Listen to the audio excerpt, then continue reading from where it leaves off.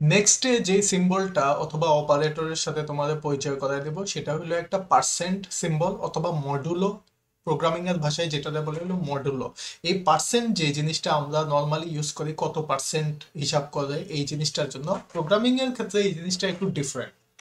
তো এখন দেখো আমি একটা লিখলাম রিমাইন্ডার 5 মডুলো 2। তো এটার কারণ হলো যে 5 রে যদি তুমি 2 দিয়া ভাগ করো তাহলে যে রেজাল্টটা হবে এটা হলো 2.5। কিন্তু অনেক সময় আমরা যখন প্রোগ্রামিং করি আমাদের দরকার পড়ে না, আমি 2.5 চাই না, আমি অন্য কিছু চাইতেছি। তো রিমাইন্ডার মানে হলো ভাগশেষ।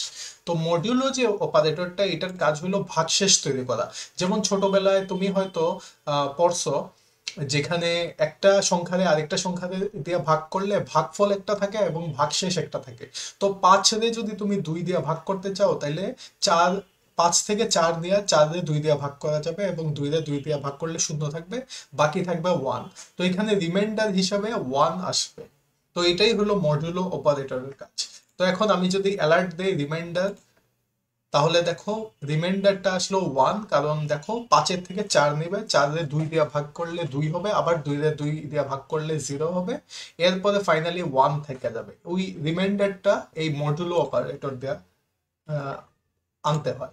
তো এখন তার মানে এখানে টোটাল 5টা ম্যাথ অপারেটর আছে। এর আগে তুমি জানছো যোগ, বিয়োগ, গুণ, ভাগ, এবং এর সাথে মডুলো অপারেটরটাও যোগ হয়।